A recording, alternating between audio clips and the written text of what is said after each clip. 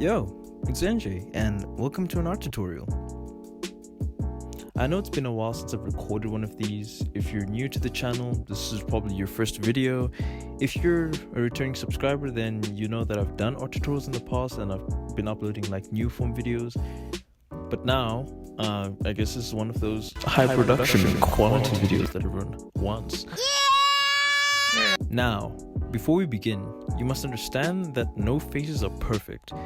Faces come in different shapes and sizes, and with time you'll eventually learn how to draw those. This video isn't a video about how to use cubes and other fundamentals. This is just how I draw faces and what works for me in a more simplified way. Let's treat this like it's practice, as if you're drawing for the first time.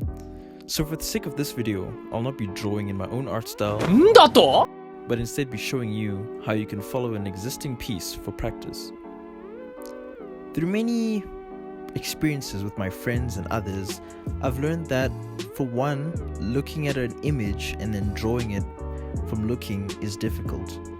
And for others, tracing is another challenge as well. And believe me, as weird as it sounds, tracing is also difficult. So art isn't easy, even if you're directly copying.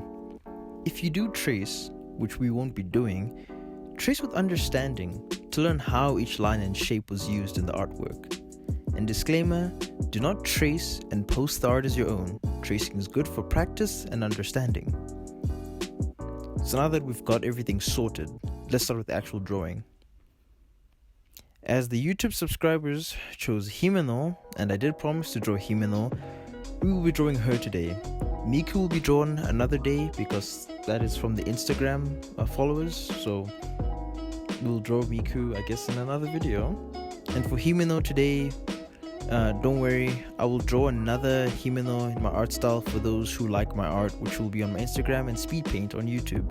By the way, guys, this is by far the biggest cap, the highest order of cap I've been drawing for so long. I can't escape my own art style. I'm not gonna lie, like it's fine. So in this video, I did try to copy the reference as close as possible, but then I was like doing my own type of thing. So I do apologize. Again, it's not gonna be one-to-one. We are not printers. We are not androids. Sent by Cyberlife. So Anyway, enjoy the video.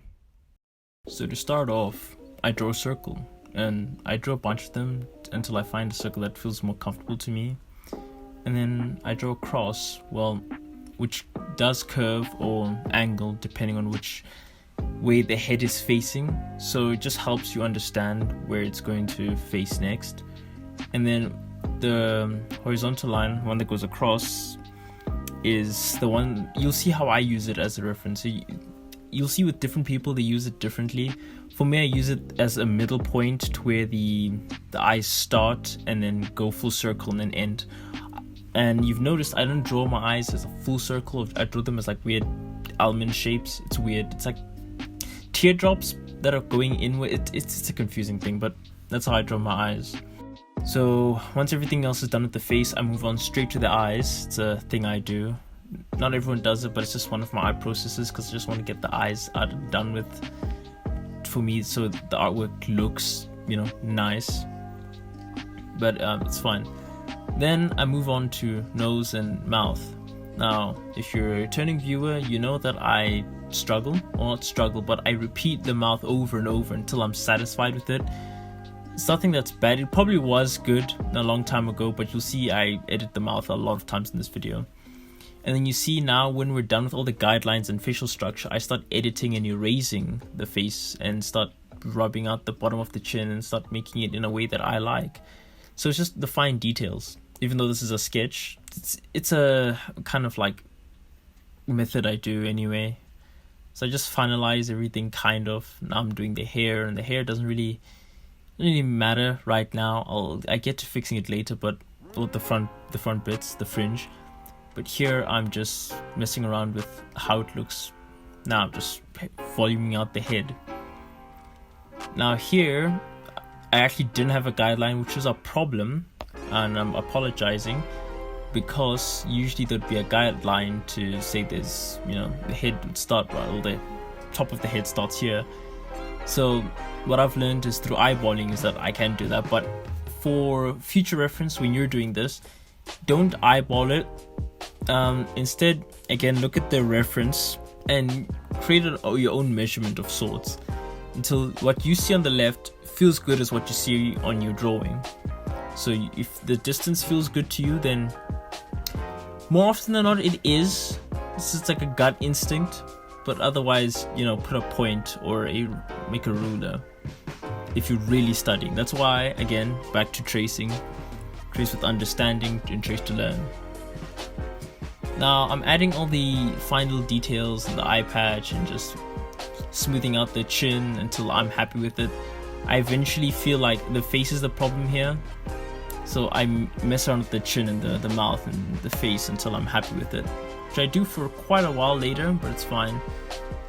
I'm just doing all the fine details now, just erasing and redrawing over what would need to be redrawn over, and then adding shadows where it should be, and then little hairlines which don't really matter now, but it's just for me. This is just something I do.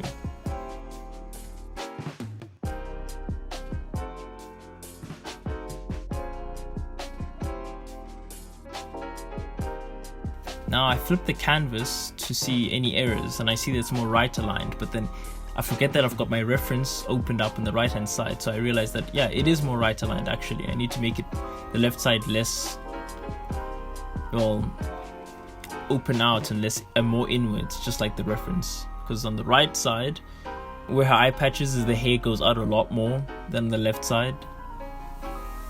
So now I'm starting to mess around to see maybe if it'll look better if I mess around with the left side, and it does not, because my hand is blocking the right side in this instance, so I can't really see. So I was like, you know, just leave it, I'll get back to it. I'll flip the canvas again to then finalize everything. Again, the mouth was my biggest issue here.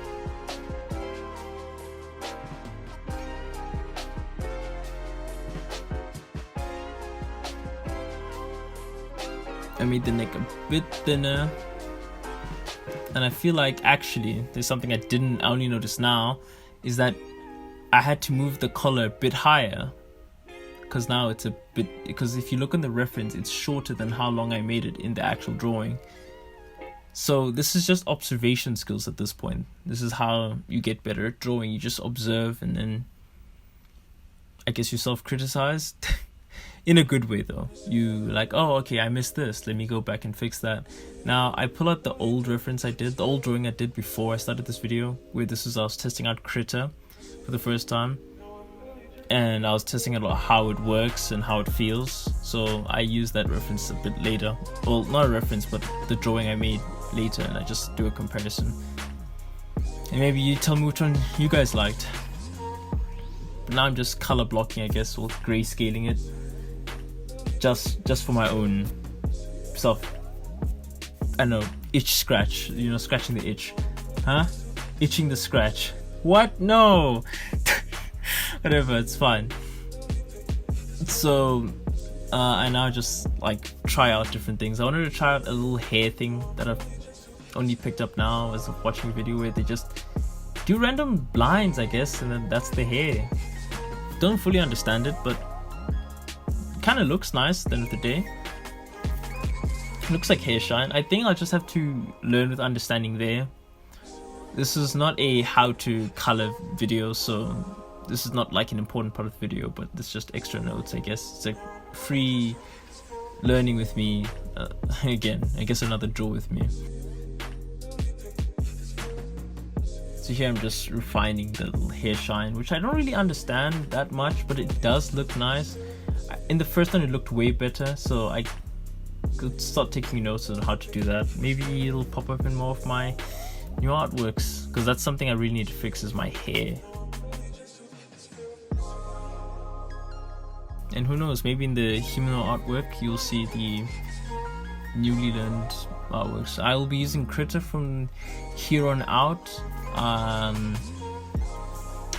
Thinking I just want to learn how that goes, you know, see how it feels. And here's the final comparison of the two. I'm just seeing that like, oh, the lines were thicker. I was like, what? So I add thicker lines with this other brush that I have no idea what they do. Lots of critter brushes, they really use a lot of opacity. Like the lighter you press, the less it is. The harder you press, the darker it is. I wasn't expecting that. But here we are, the final artwork. So given that these were sketches, not really big pieces, they didn't take that long to make, and I'd say roughly about half an hour to make the second one, and the first one like 20. So yeah, I hope this video helped in some way or another, and you guys will come back for the next one. And I really hope that you leave a like and consider subscribing. I'll see you guys in the next one. Peace.